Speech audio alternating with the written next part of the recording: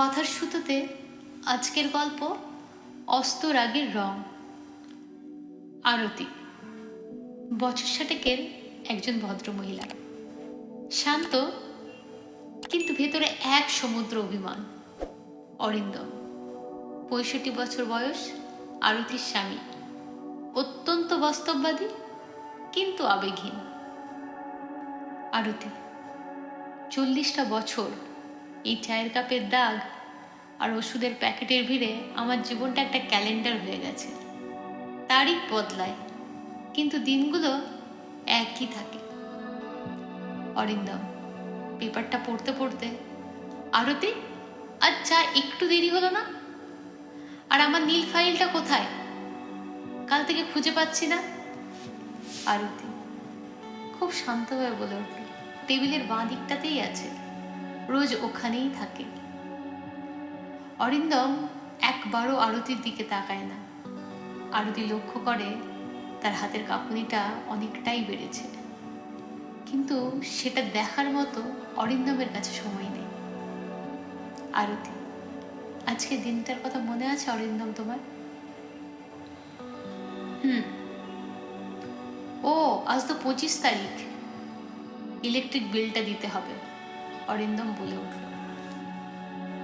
আরতি ভালোবাসা যখন অভ্যেসে পরিণত হয় তখন মানুষটার মানুষ থাকে না, সে স্রেফ একটা আসবাব হয়ে যায়। আমি ওনার কাছে একটা আরামদায়ক সোফা বা একটা পুরানো আলমারির মতো, প্রয়োজনে লাগে কিন্তু অস্তিত্ব কেউ টের পায় না। অরিন্দম কোথাও যাচ্ছ নাকি? এই বয়সে আবার বাপের বাড়ি যাওয়ার শখ হলো? আরতি খুব শান্ত গলায় বলে উঠল, বাপের বাড়ি নয় অরিন্দম, আমি নিজের বাড়ি যাচ্ছি, যেখানে আমি স্রেফ একটা অভ্যেস নই। কি আবল তাবল বকছো? তোমার অভাব কি? সংসার, ছেলে মেয়ে, নাতি নাতনি সবই তো আছে তোমার জীবনে। আরতি সব আছে, শুধু আমি নেই। তুমি জানো আমার প্রিয় ফুল কি?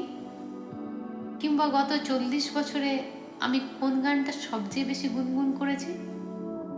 জানো না তো, কারণ তুমি আমায় কোনোদিন দেখোই নি, শুধু তোমার প্রয়োজনগুলো দেখে গেছো। বিয়ের মানে কি শুধু একসাথে থাকা, না একে অপরের মনের খবর রাখা? আরতি মানুষ মরে গেলে পচে যায়, আর বেঁচে থাকলে সয়ে যায়। আমি গত 40 বছর ধরে শুধু সয়েই যাচ্ছি।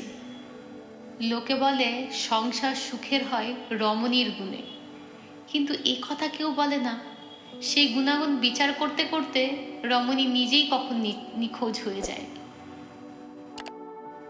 মনে আছে অরিন্দম, বিয়ের প্রথম রাতে তুমি কি বলেছিলে? অরিন্দম 40 বছর আগেকার কথা আর মনে রাখার কোনো দরকার নেই। আরতি কিছুটা হেসে বলে উঠল, বলেছিলে তুমি তোমার চোখের জল আমি কোনোদিন পড়তে দেব না। আজ আমার চোখ শুকনো, কারণ জল শুকিয়ে পাথর হয়ে গেছে।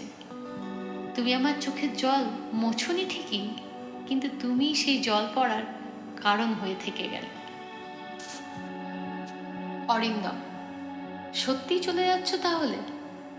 এই সামান্য কথা কাটে কাটে নিয়ে কেউ ঘর ছাড়ে আরতি? লোকে যে হাসবে, আমাদের বয়সটা তো আর কম হলো না।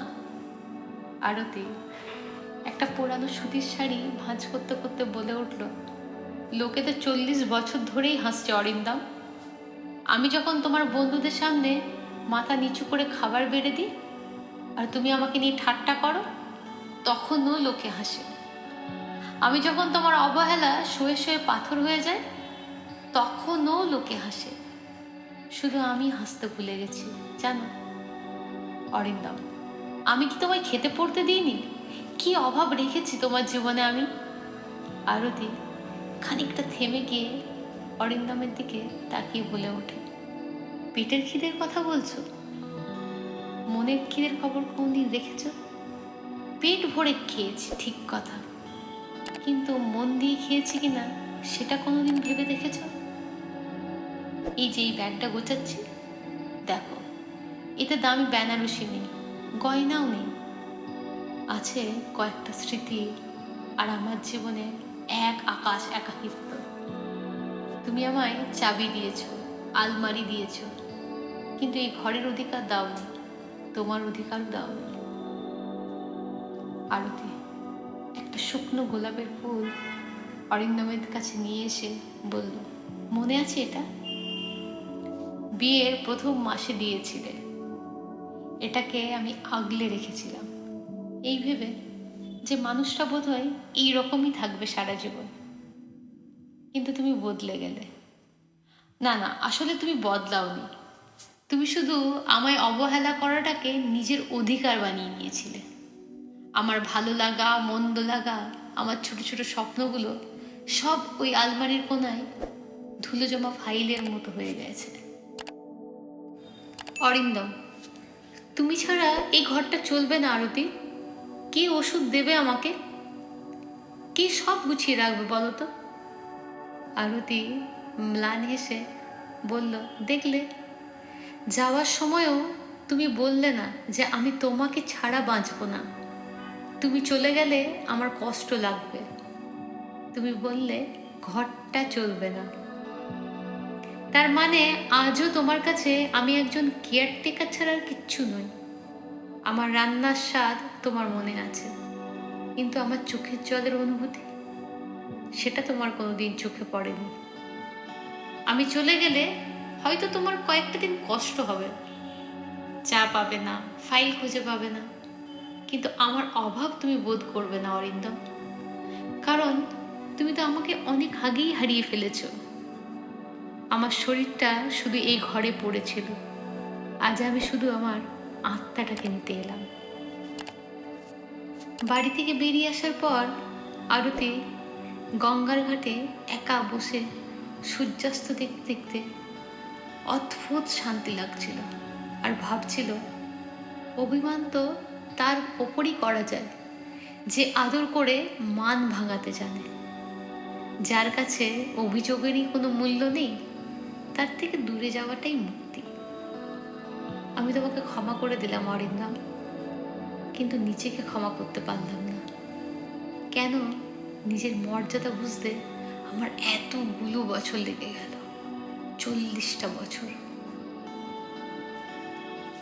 আমার এই গল্পটি যদি আপনাদের ভালো লেগে থাকে তাহলে আমার চ্যানেলটিকে লাইক, ফলো আর সাবস্ক্রাইব করে দেবেন।